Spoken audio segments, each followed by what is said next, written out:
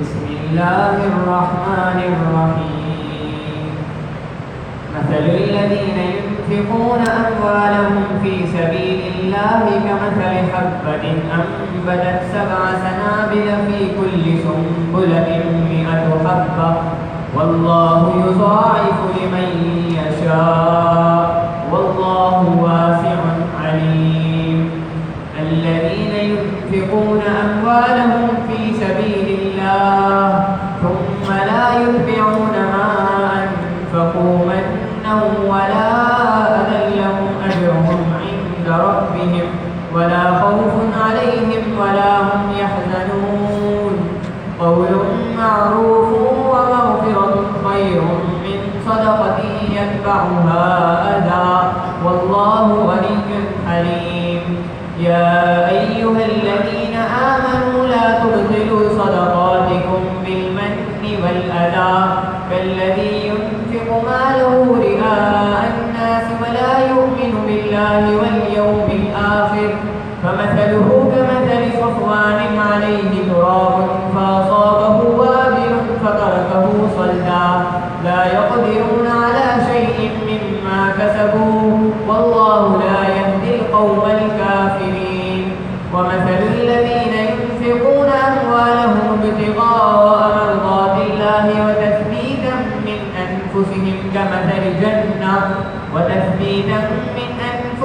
كمثل جنة بربوة أصابها وابل فآتت أكلها ضعفين فإن لم يصبها وابل فطل والله بما تعملون بصير. أيود أحدكم أن تكون له جنة من نخيل وأعناب تجري من تحتها الأنهار له فيها من كل الثمرات وأصابه الكبر وله ذرية ضعفاء فأصابها إعصار فيه نار فاحترقت كذلك يبين الله لكم الآيات لعلكم تتفكرون. يا أيها الذين آمنوا أنفقوا من طيبات ما كسبتم ومما أخرجنا لكم من الأرض ولا تيمموا الخبيث منه تنفقون ولستم بآخذيه إلا أن تغمضوا فيه واعلموا أن الله غني حميد. الشيطان يعدكم الفقر ويأمركم بالفحشاء والله يعدكم مغفرة منه وفضلا والله واسع عليم. يؤتي الحكمة من يشاء ومن يؤت الحكمة فقد أوتي خيرا كثيرا وما يذكر إلا أولو الألباب. وما أنفقتم من نفقة أو نذرتم من نذر فإن الله يعلمه وما للظالمين من أنصار. إن تبدوا الصدقات فنعما هي وإن تخفوها وتؤتوها الفقراء فهو خير لكم والله بما تعملون خبير. صدق الله العظيم.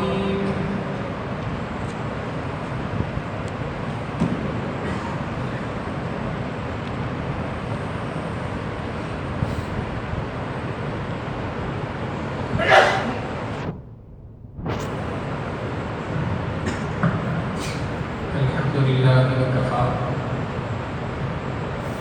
وسلام على عباده الذين اصطفى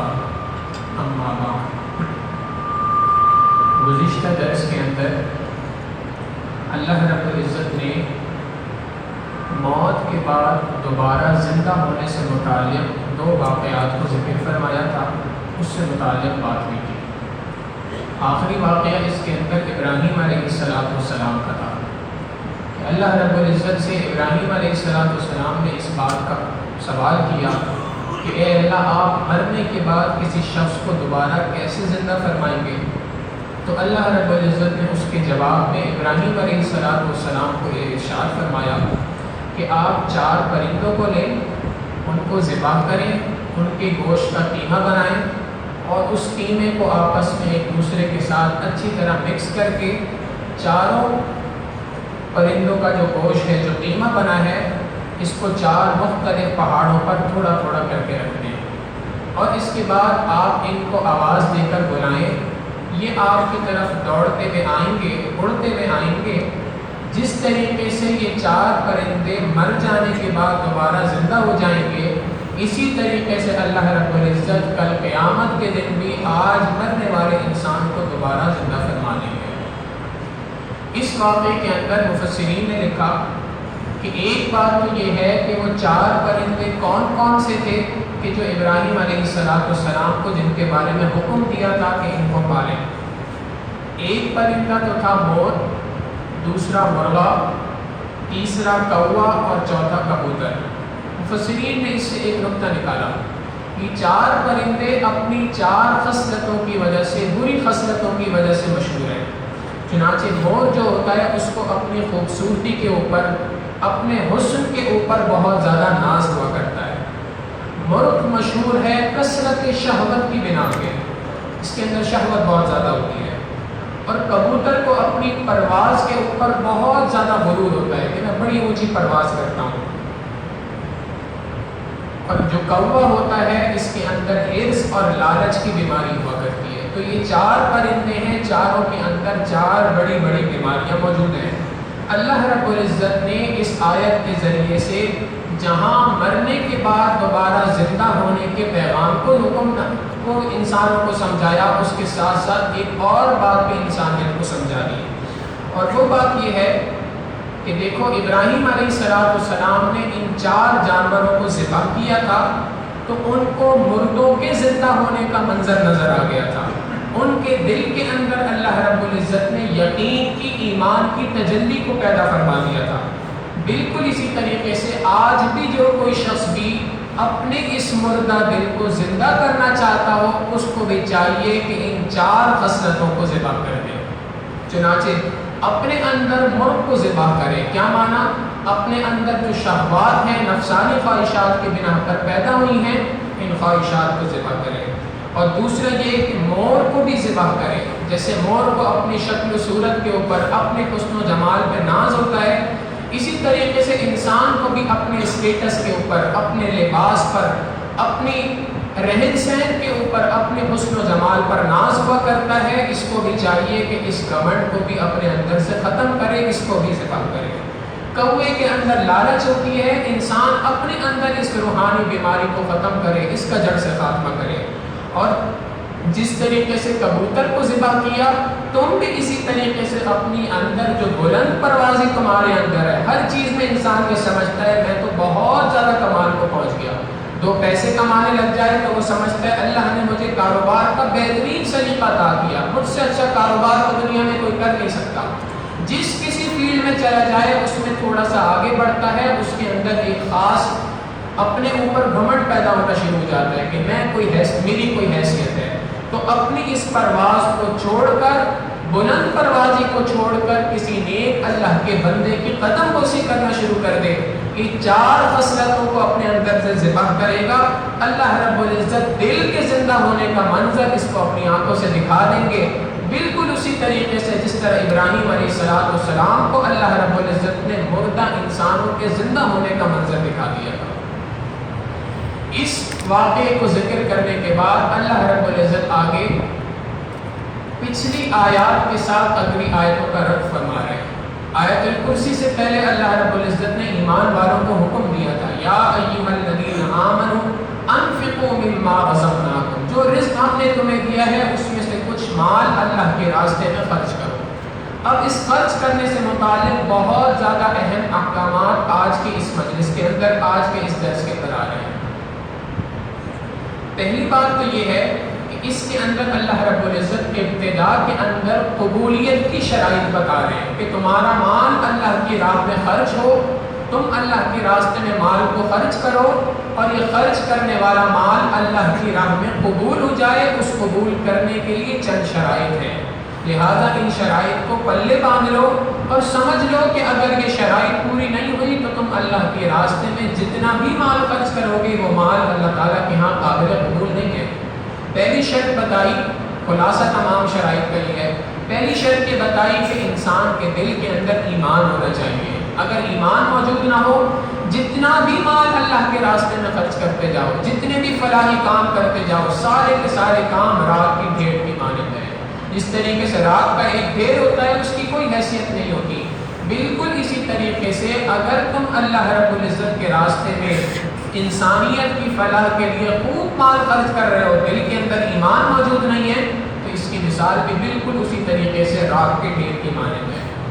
بعض حضرات نے اس کو مثال کے سمجھانے کے لیے یوں فرمایا کہ جیسے جو انسان دنیا کے اندر مختلف نیکیوں کے کام کرتا ہے، ہسپتال بنا دیا، کنویں کھدوا دیے،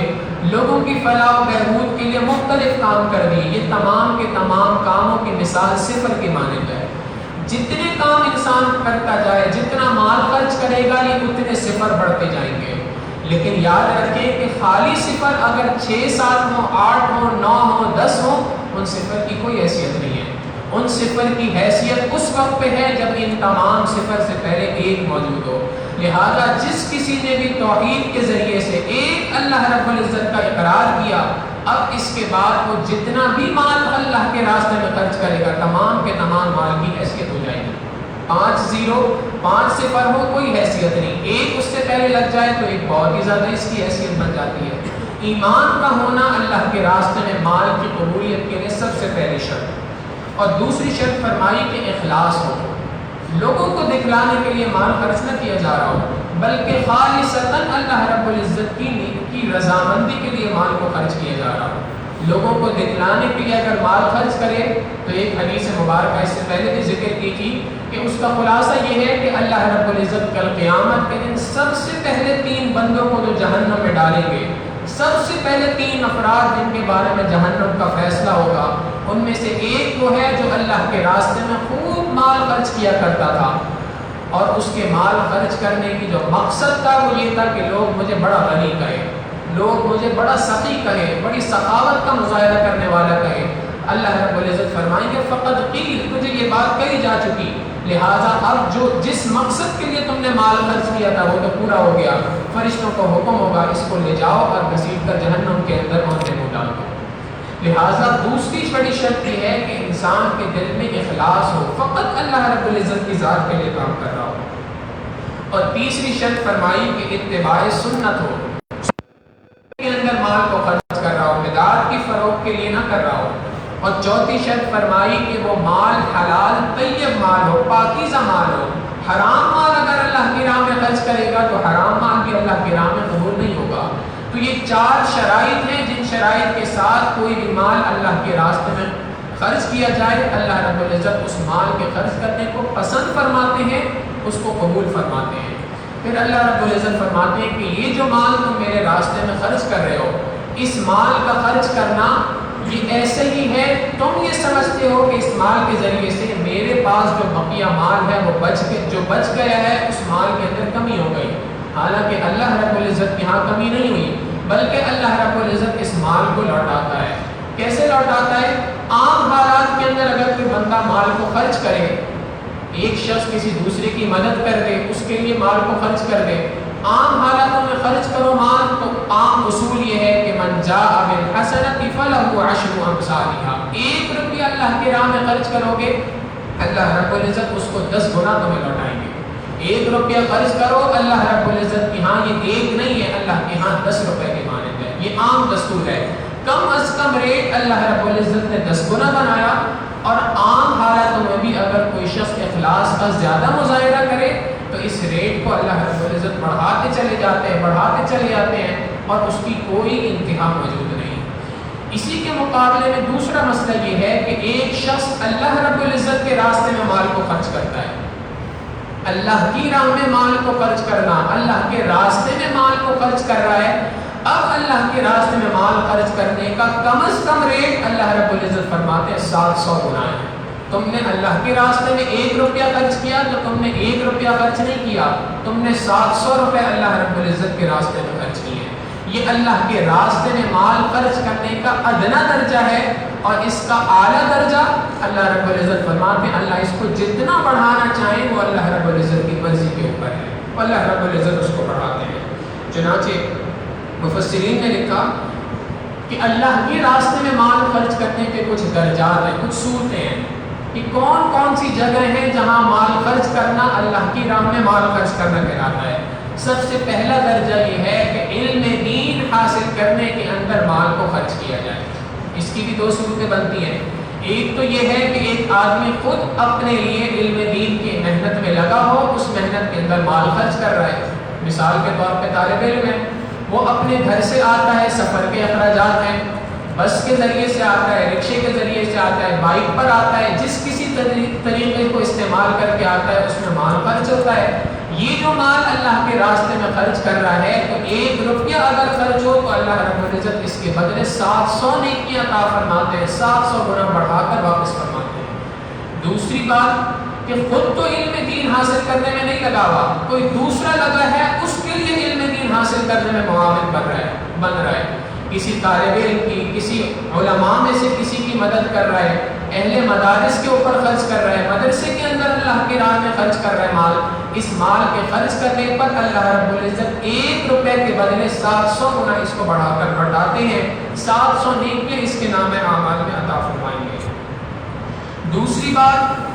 اللہ کے راستے میں مال خرچ کرنے کی دوسری صورت تبلیغ دین ہے، اللہ کے راستے کے سفر کے اخراجات۔ اس کی بھی اسی طریقے سے 2 صورتیں ہیں۔ ایک صورت تو یہ ہے کہ بندہ خود اللہ کی راہ میں نکلا ہوا ہو۔ جب یہ بندہ اللہ کی راہ میں نکلا ہوا ہے، لوگوں کو دین کی دعوت دینے کے لیے جا رہا ہے، اب راستے میں جتنا مال خرچ کرے گا، یہ سارا کا سارا مال جو وہ اللہ کے راستے میں خرچ کر رہا ہے، 1 روپے کی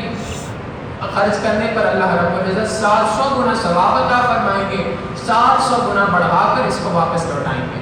پھر اسی طریقے سے خود تو نہیں جا پا رہا کسی بھی وجہ سے، مگر وہ اپنا مال اللہ کے راستے میں لگاتا ہے، جو جا رہا ہے ان کی معاونت کر رہا ہے، تو ان کی اس معاونت کے اوپر بھی اللہ رب العزت اس مال پر کم از کم درجہ یہ ہے کہ 700 گنا بڑھا کر لوٹائیں گے، اور 700 اللہ رب العزت ثواب 1 روپیہ اللہ کے راستے میں خرچ کرنے پہ لگائیں گے۔ تیسرا مت فرمایا جہاد فی سبیل اللہ، اللہ کے راستے میں جو لوگ لڑائی کر رہے ہیں، اللہ کے دین کی سربلندی کے لیے کام کر رہے ہیں، خود اس میں شریک ہو اور اپنا مال بھی خرچ کرے، یا یہ کہ خود تو شریک نہیں ہو سکا مگر اس کے اندر اپنا مال شامل کر دیا، کسی مجاہد کو تیار کر دیا، وہ جا رہا تھا، اس کے پیچھے اس کے گھر کے اخراجات اپنے ذمہ لے لیے، یہ تمام صورتیں اس کے اندر شامل ہیں۔ ان تمام صورتوں کے اندر بھی 1 روپیہ اللہ کے راستے میں خرچ کرنے پر اللہ رب العزت کم از کم درجہ یہ ہے کہ 700 گنا بڑھا کر واپس لوٹائیں گے، 700 نیکیاں اس کو 1 روپیہ خرچ کرنے پر عطا فرمائیں گے۔ چوتھی صورت یہ فرمائی کہ باطل کی تردید کے لیے کوئی مال استعمال ہو۔ مثال کے طور پہ کوئی شخص اپنے قلم کے ذریعے سے، کوئی شخص اپنی زبان کے ذریعے سے، تقریر کے ذریعے سے، کسی بھی طریقے سے اللہ رب العزت کے دین کے خلاف جو لوگ کھڑے ہیں ان کو رد کرنے کے لیے اپنی زبان کو، اپنے قلم کو استعمال کر رہا ہے، اس کی معاونت کی جائے مال کے ذریعے سے، تو یہ مال بھی اللہ کے راستے میں مال خرچ کرنا شمار ہوگا۔ اب 5ویں صورت فرمائی کہ حج وغیرہ کے سلسلے میں انسان خود جائے تو یہ بھی اللہ کے راستے میں مال کا خرچ کرنا ہے، خود نہیں جا سکتا، کسی دوسرا جو جا رہا تھا اس کی مدد کر دے، اس کے لیے اس کے اخراجات کے اندر اپنا حصہ ڈال دے، اس پر بھی اللہ رب العزت کم از کم درجہ یہ ہے کہ 700 گنا بڑھا کر واپس فرماتے ہیں، 700 نیکی عطا فرماتے ہیں۔ اللہ تعالیٰ فرماتے ہیں مثل الذین ينفقون اموالهم فی سبیل اللہ، اللہ کے راستے میں مال خرچ کرنے کی مثال کمثل حبۃ، اس دانے کی سی ہے، انبتت 7 سنابل، جس دانے کو زمین میں بویا گیا ہو اور اس دانے سے 7 خوشے نکلے ہوں، 7 بنچ نکلے ہوں، فی کل سنبلۃ 100 حبۃ، ہر خوشے کے اندر 100 دانے ہیں، گویا ایک دانہ، ایک بیج اللہ رب آپ نے زمین کے اندر ڈالا، یہ ایک بیج ڈالنے کے اوپر 700 دانے اس کے اندر سے نکل گئے۔ عام طور پہ یہ جو مکئی وغیرہ کے پودے ہوتے ہیں ان کے اندر اسی طریقے سے ہوتا ہے کہ ایک بیج اگر ڈالا جائے تو مکئی کے کم از کم 700 جو ہے وہ اس کے اندر سے دانے اگاتے ہیں ایک بیج سے۔ تو بالکل اسی طریقے سے ہر وہ کھیتی کے جس کے اندر ایک بیج ڈالا جائے اور ریٹرن کے اندر اس سے نکلنے والی چیزیں پیداوار جو ہے وہ 700 دانے ہوں، اللہ رب العزت فرماتے ہیں اللہ کے راستے میں مال خرچ کرنے کی مثال بالکل اسی طریقے سے ہے۔ اور پھر آگے فرمایا واللہ یضاعف لمن یشاء، اللہ جس کے مال کو چاہے جتنا چاہے بڑھا سکتا ہے، دگنا کر کے اللہ رب العزت بڑھا سکتا ہے۔ یعنی 700 کم تر درجہ ہے، کم ترین درجہ ہے کہ 700 نہ ہو، اور 700 سے اوپر جتنا اللہ رب العزت بڑھانا چاہیں بڑھا سکتے ہیں۔ واللہ واسع علیم، اللہ رب العزت خوب وسعت والا ہے، اللہ تعالیٰ کے خزانوں میں کوئی کمی نہیں ہے، جس کے لیے جتنا بڑھانا چاہے مال کو بڑھا سکتا ہے، اور اللہ رب العزت خوب جاننے والا ہے، جانتا ہے کہ کس نے اخلاص کے ساتھ عمل کیا ہے، کس کے عمل پہ کیا ریٹ لگانے ہیں۔ اب اس کے بعد اللہ رب العزت آگے مزید کچھ باتیں ارشاد فرما رہے ہیں اللہ کے راستے میں مال خرچ کرنے سے متعلق۔ 4 شرائط وہ بتائیں کہ جن شرائط کو پورا کرنے پر مال اللہ کے راستے میں قبول ہوگا۔ پھر ایک مرتبہ قبول تو ہو گیا، اب اس کے ثواب کو نام اعمال میں باقی ساری زندگی رکھنا یہ بھی ایک ذمہ داری ہے۔ آپ اس کی مثال بالکل اسی طریقے سے ہے کہ ایک کام تو یہ ہے کہ انسان کوئی قیمتی چیز، سونا ہے، زیورات ہیں، ان کو خریدے، ایک اس کا خریدنا ہے، یہ کام نسبتاً آسان ہے، مگر ساری زندگی اس سونے کی حفاظت کر کے رکھنا یہ کام مشکل ہے۔ اللہ رب العزت یہی بات فرما رہے کہ اے میرے بندوں، تم نے میرے راستے میں مال خرچ کر دیا، مال خرچ کرنا بہت بڑی نیکی تھی، 4 شرطیں پوری کی، اللہ نے میں نے تمہارے اس عمل کو قبول کر لیا، اس کا ثواب عطا کر دیا، مگر اب اس ثواب کو نام اعمال میں برقرار رکھنا یہ ایک مشکل کام ہے، اس کے لیے بھی چند شرائط ہیں، ان شرائط کو بھی سن لو۔ یہ بہت اہم سبق ہے ہم سب کے لیے کہ کون کون سی ایسی باتیں ہیں کہ جن کی وجہ سے کیا ہوا صدقہ اللہ کے راستے میں جو ہوتا ہے وہ ضائع ہو جاتا ہے، جتنا ثواب انسان نے کمایا ہے سارا کا سارا ثواب جو ہے وہ ضائع ہو جاتا ہے۔ چنانچہ اللہ رب العزت نے اس آیت کے اندر 2 شرائط بتائیں، اگلی آنے والی آیت کے اندر مزید شرائط بتائیں۔ پہلی شرط یہ بتائی کہ اللہ کے راستے میں مال خرچ کرنے کے بعد خرچ کرنے والے پر کبھی احسان نہ جتلانا،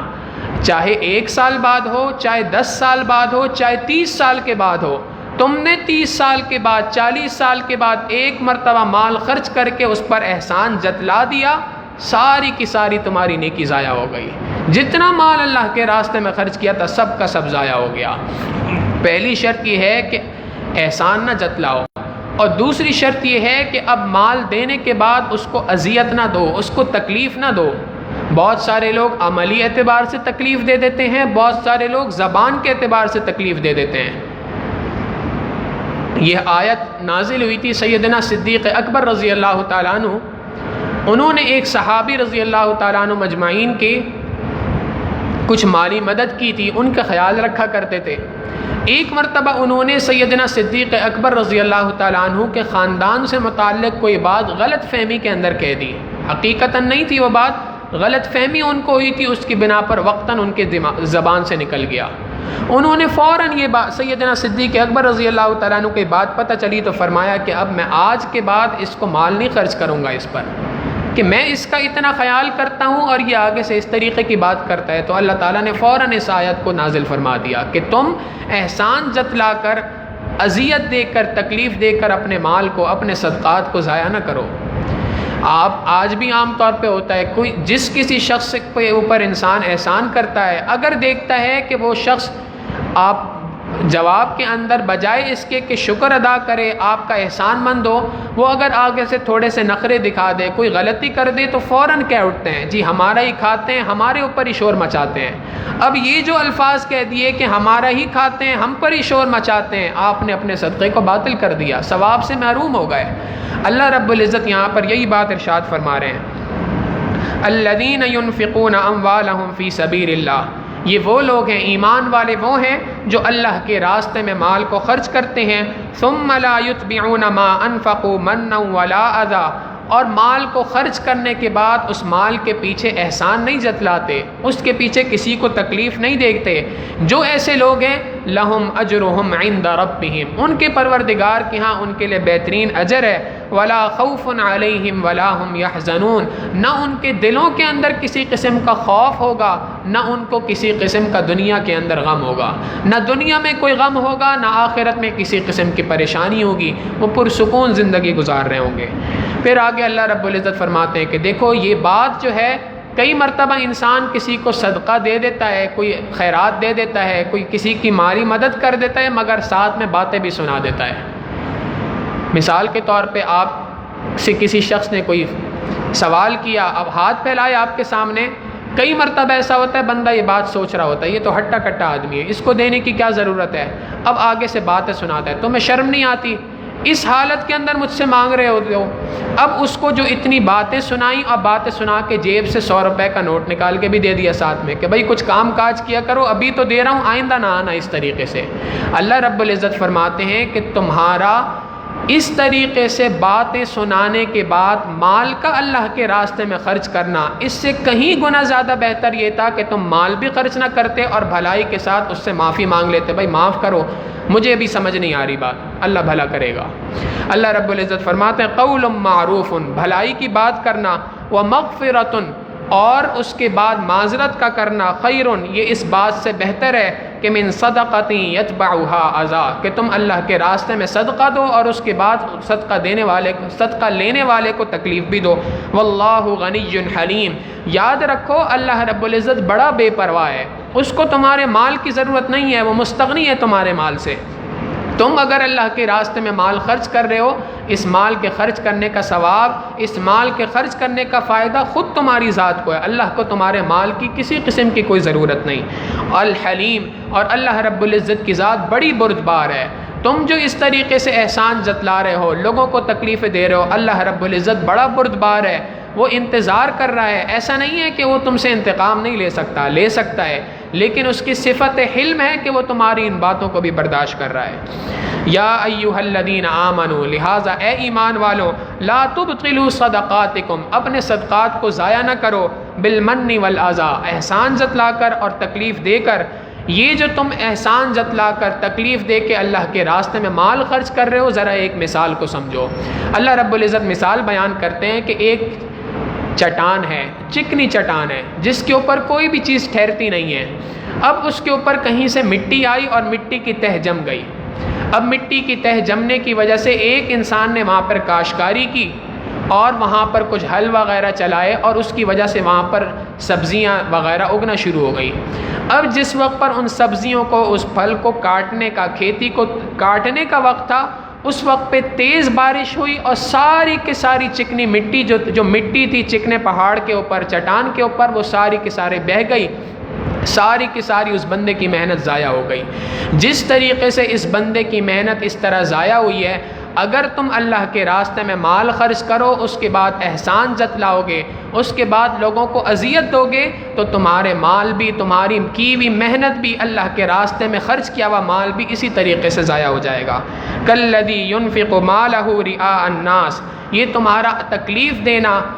اور احسان جتلانا یہ ایسے ہی ہے جیسا کہ اللہ کے راستے میں مال خرچ کرنا رئاء الناس، لوگوں کو دکھلانے کے لیے۔ یعنی اگر تم لوگوں کو دکھلاوے کے لیے کام کرو گے تو یہ کام بھی اللہ کے ہاں قبول نہیں ہوگا۔ ولا یؤمن باللہ والیوم الآخر، یہ کام وہ بندہ کرتا ہے جو حقیقی معنوں میں اللہ اور آخرت کے دن پر ایمان نہیں رکھتا۔ جو حقیقی معنوں میں اللہ اور آخرت کے دن پر ایمان رکھتا ہے، وہ اپنی نیکی کرنے کے بعد اس نیکی کو بھول جاتا ہے اور یہ بات سمجھتا ہے کہ اس کا اجر اللہ رب العزت ہی مجھے دیں گے، مجھے دنیا کے کسی شخص سے اس کا کوئی اجر، کوئی بدلہ نہیں دینا۔ فمثلہ، اس شخص کی مثال کمثل صفوان،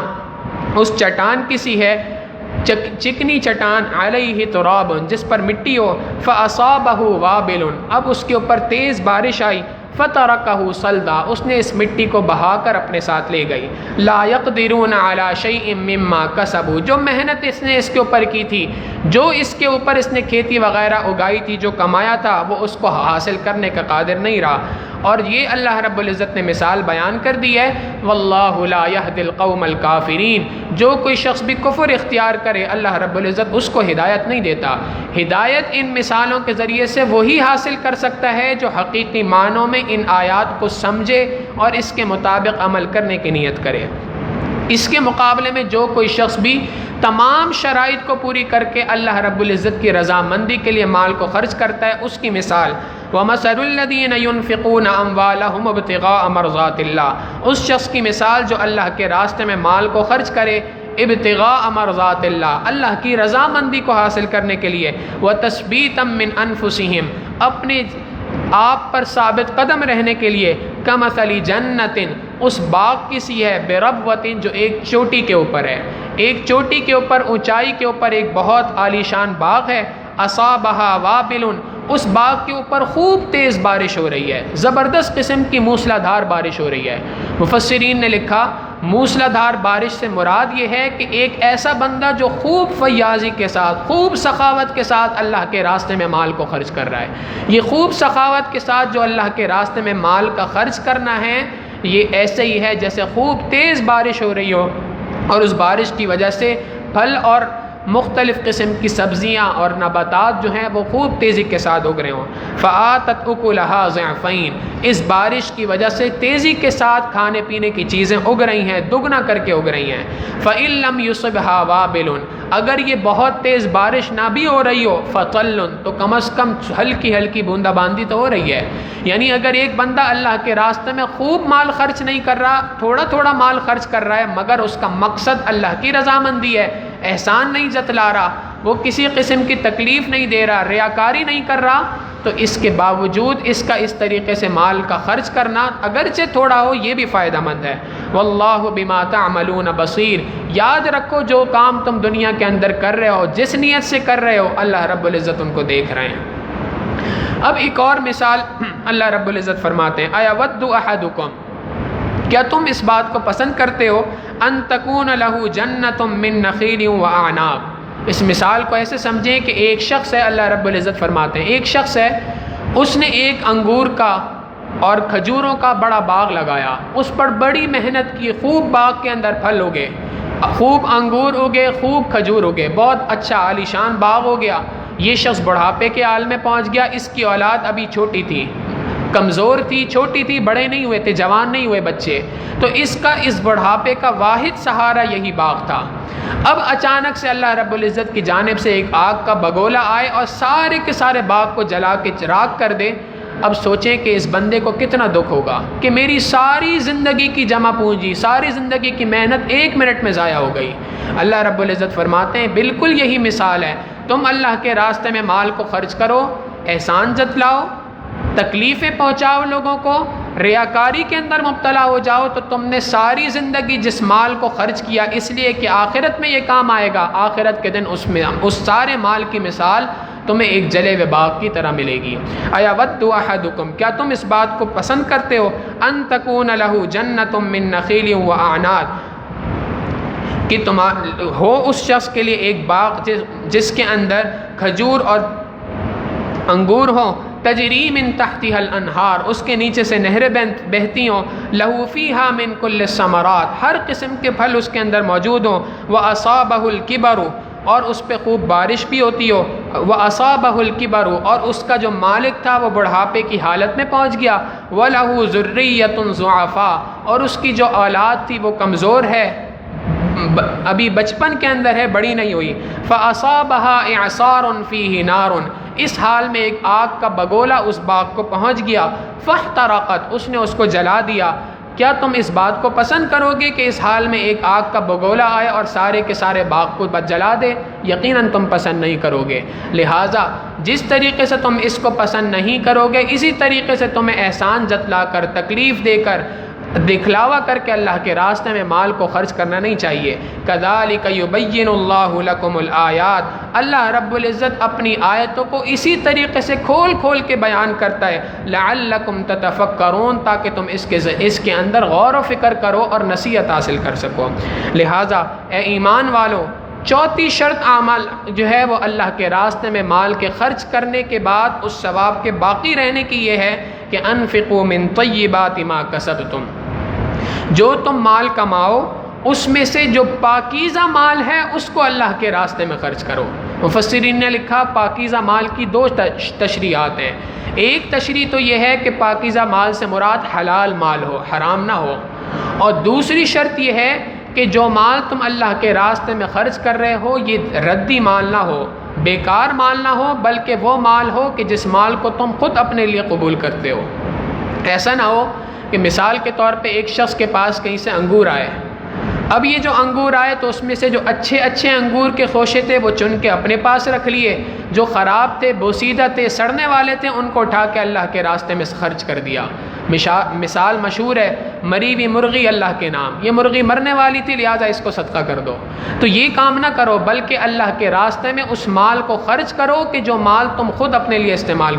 کر سکتے ہو۔ لن تنالوا البر حتى تنفقوا مما تحبون، اللہ رب العزت کے راستے میں نیکوکار تم اس وقت تک اللہ کی راہ میں نہیں کہلاؤ گے جب تک کہ تم اس مال کو خرچ نہ کرو جس کو تم خود اپنے لیے پسند کرتے ہو، لہٰذا طیبات ما کسبتم، پاکیزہ مال کو خرچ کرو۔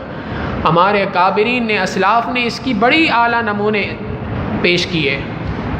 چنانچہ ایک واقعہ حضرت عائشہ صدیقہ رضی اللہ تعالیٰ عنہ کا، سیدنا عائشہ صدیقہ رضی اللہ تعالیٰ عنہ کو کسی نے دیکھا کہ وہ درہم اور دینار کو دھو رہی ہیں۔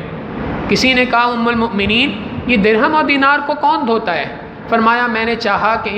اس مال کو اللہ کے راہ میں خرچ کروں، اب یہ میل دینار اللہ کی راہ میں دوں، میرا جی نہیں چاہتا اس بات کو، لہٰذا میں اس کو دھو کر صاف کر کے اس کو اللہ کی راہ میں دے رہی ہوں۔ تو ان کا حال تو یہ تھا کہ جس چیز کی قدر و قیمت ختم نہیں ہو رہی، کم نہیں ہو رہی، اس کو بھی اس طریقے سے اعلیٰ درجے سے دیا کرتے تھے۔ ہر چیز کے اندر یہ بات دیکھنی چاہیے، قربانی کر رہے ہیں اچھے جانور کی قربانی کریں، اللہ کے راستے میں مال کو خرچ کر رہے ہیں اعلیٰ مال خرچ کریں، اعلیٰ نہیں کر سکتے متوسط مال خرچ کریں۔ مثال کے طور پہ صدقہ فطر ادا کرنا ہے، ایک صدقہ فطر ہے کھجور کی مقدار سے، ایک صدقہ فطر ہے گندم کی مقدار سے، ایک صدقہ فطر ہے کشمش کی مقدار سے۔ اگر اللہ نے وسعت دی ہے تو کشمش کے اعتبار سے صدقہ فطر ادا کریں، اگر اتنی وسعت نہیں ہے کھجور کے اعتبار سے کریں، اگر اتنی بھی وسعت نہیں ہے تو جو کے اعتبار سے کریں، لیکن گندم کے اعتبار سے کرنا یہ ادنا ترین درجہ ہے، یہ اس شخص کے لیے ہے جس کی وسعت ہی نہ ہو اور اس کے اوپر ضروری ہو، تو چلو اس کے لیے آخری درجہ یہ ہے کہ تم گندم کے مال سے کر لو۔ لہٰذا پاکیزہ مال جو اللہ رب العزت کو پسند ہو ایسا مال اللہ کے راستے میں خرچ کرو۔ اور مما اخرجنا لکم من الارض، زمین میں سے جو کچھ ہم نے نکالا تمہارے لیے اس میں سے بھی اللہ کے راستے میں خرچ کرو۔ مفسرین نے کہا کہ اس کا معنی یہ ہے کہ جو چیزیں بھی زمین سے پیداوار ہوتی ہیں، سبزیاں ہیں، کھیتیاں وغیرہ ہیں، اس میں سے عشر نکالو۔ عشر کہتے ہیں 10% اللہ رب العزت کے راستے میں مال کا خرچ کرنا۔ زمین سے جو کوئی کھیتی نکلے گی اس کھیتی کا 10% اللہ رب العزت کے راستے میں خرچ کرنا، اس کو عشر کہتے ہیں۔ یہ ہر بندے پر اسی طریقے سے واجب ہے جس طریقے سے زکوٰۃ کا ادا کرنا واجب ہے۔ وَلَا تَيَمَّمُوا الْخَبِيثَ مِنْهُ تُنْفِقُونَ، تم نیت نہ کرو اس مال کو خرچ کرنے کی اللہ کے راستے میں کہ لستم بِآخِذِيهِ إِلَّا أَن تُغْمِضُوا فِيهِ، جس مال کو تم اپنے لیے جمع کرنا، اپنے لیے لینا پسند نہ کرتے ہو مگر آنکھیں بند کر کے۔ یعنی ایک شخص اگر آنکھ بند کر کے کوئی چیز لے رہا ہو تو اس کو پتہ ہی نہیں کہ یہ چیز کیا ہے، تو اس صورت میں تو بات ہی الگ ہے۔ کھلی آنکھوں کے ساتھ اگر تم اس مال کو اپنے لیے پسند نہیں کرتے تو اس مال کو اللہ کے راستے میں بھی خرچ کرنے کی نیت نہ کرو۔ وَاعْلَمُوا، یہ بات جان لو، ان اللہ غنی حمید، اللہ رب العزت کی ذات بڑی مستغنی، بڑی بے پرواہ ہے، اس کو تمہاری صدقات کی ضرورت نہیں ہے، اور وہ ذات حمید ہے، خوب قابل تعریف ہے۔ لہٰذا اللہ کے راستے میں مال خرچ کرو، اعلیٰ مال ہو، اعلیٰ نہیں کر سکتے، ادنا درجہ یہ ہے کہ متوسط مال اللہ کے راستے میں، درمیانہ مال خرچ کرو۔ اور یاد رکھو الشیطان یعدکم الفقر، شیطان تمہیں فقر و فاقے سے ڈرائے گا، تمہیں ڈرائے گا کہ یہ کرو گے تو اس کے ذریعے سے مال میرا کم ہو جائے گا۔ وَيَأْمُرُكُمْ بِالْفَحْشَاءِ، اور شیطان تمہیں برائی فحاشی کا حکم دیتا ہے۔ وَاللَّهُ يَعِدُكُمْ مَغْفِرَةً مِّنْهُ وَفَضْلًا، اور اللہ رب العزت تمہیں پکار رہا ہے، بلا رہا ہے مغفرت کی طرف، معافی کی طرف، وفضلا، اور اپنے فضل کی طرف۔ لہٰذا تم شیطان کے پیچھے نہ جاؤ بلکہ اللہ رب العزت کے راستے کی طرف جاؤ اور خوب مال کو خرچ کرو۔ واللہ واسع علیم، اللہ رب العزت خوب وسعت والا، خوب جاننے والا ہے۔ یؤتی الحکمت من یشاء، جس کو چاہتا ہے وہ حکمت اور دانائی عطا کرتا ہے۔ ومن یؤت الحکمہ، جس کسی کو اللہ رب العزت یہ حکمت، یہ دانائی عطا کر دے، فقد اوتی خیرا کثیرا، اللہ نے اس کو تو بہت بہترین چیز، بہت ہی خیر والی چیز عطا کر دی۔ فقد اوتی خیرا کثیرا، اس کو تو بہت ساری خیر عطا کر دی گئی۔ وما یذکر الا اولو الالباب، قرآن کریم کی ان آیتوں کے ذریعے سے عقل مند لوگ ہی نصیحت کو حاصل کرتے ہیں۔ وما انفقتم من نفقۃ، اور جو کوئی مال بھی تم اللہ کے راستے میں خرچ کرتے ہو، او نظر تم من نذر، یا کوئی نظر اللہ کے راستے میں مانتے ہو، کوئی منت مانتے ہو، فإن اللہ یعلم، اللہ اس کو جانتا ہے، لہٰذا اس کو پورا کرنا ضروری ہے۔ منت اس بات کو کہتے ہیں کہ ایک شخص اپنے اوپر کسی مال کو لازم کر لے، اگر یہ کام ایسا ہو گیا تو میں اس کی بدلے اتنا مال اللہ کی راہ میں خرچ کروں گا۔ یہ اپنے اوپر ذمہ کرنا، اپنے اوپر لازم کر دینا، اس کو منت کہتے ہیں۔ یاد رکھیے گا حدیث مبارکہ کے الفاظ ہیں، نبی علیہ الصلوۃ والسلام نے اس نظر کو پسند نہیں فرمایا، فرمایا النظر لا یأتی ابن آدم شیئا، نظر ماننا جو ہے یہ ابن آدم کے لیے کوئی پسندیدہ چیز نہیں ہے۔ کیوں؟ اس لیے کہ اس میں باقاعدہ یہ ایک قسم کی سودا بازی کر رہا ہوتا ہے کہ اگر یہ کام ہوگا تو میں یہ کام کروں گا۔ تو اس نظر کے ماننے سے کئی گنا بہتر یہ ہے کہ انسان پہلے ہی اللہ کے راستے میں مال کو خرچ کر دے اور اس کے بعد اللہ سے دعا کرے، اے اللہ اس مال کے بدلے میرے فلاں کام کو کر دیجئے۔ بہرحال لیکن اگر کسی شخص نے اس طریقے سے منت مان لی، نظر مان لی، تو اس کو پورا کرنا اس پر واجب ہے، اور اس نظر کے مال کو انہی مصارف کے اوپر خرچ کر سکتا ہے جن کے اوپر زکوٰۃ خرچ کی جا سکتی ہے۔ وَمَا لِلظَّالِمِينَ مِنْ انصار، اور ظالموں کا اللہ رب العزت مددگار نہیں ہوگا۔ کل قیامت کے دن کوئی بھی ایسا شخص نہیں ہوگا کہ جو ان کی مدد کر سکے، لہٰذا تم ظالموں میں سے نہ ہو بلکہ عقلمند لوگوں میں سے ہو جو اللہ رب العزت کے اس کلام کے ذریعے سے نصیحت کو حاصل کرتے ہیں۔ اللہ رب العزت ان باتوں کے اوپر ہمیں عمل کرنے کی توفیق عطا فرمائے، اس کو سیکھنے کی توفیق عطا فرمائے اور اس کے مطابق عمل پیرا رہنے کی توفیق عطا فرمائے۔ وآخر دعوانا ان الحمد للہ رب العالمین۔ سبحان رب جلال الوہاب، اللہم صلی علی سیدنا محمد وعلی آل سیدنا محمد وبارک وسلم۔ ربنا ظلمنا انفسنا وان لم تغفر لنا وترحمنا لنكونن من الخاسرین۔ ربنا آتنا فی الدنیا حسنۃ وفی الآخرۃ حسنۃ وقنا عذاب النار۔ وصلی اللہ تعالی علی حبیبہ سیدنا محمد وآلہ واصحابہ اجمعین برحمتک یا ارحم الراحمین۔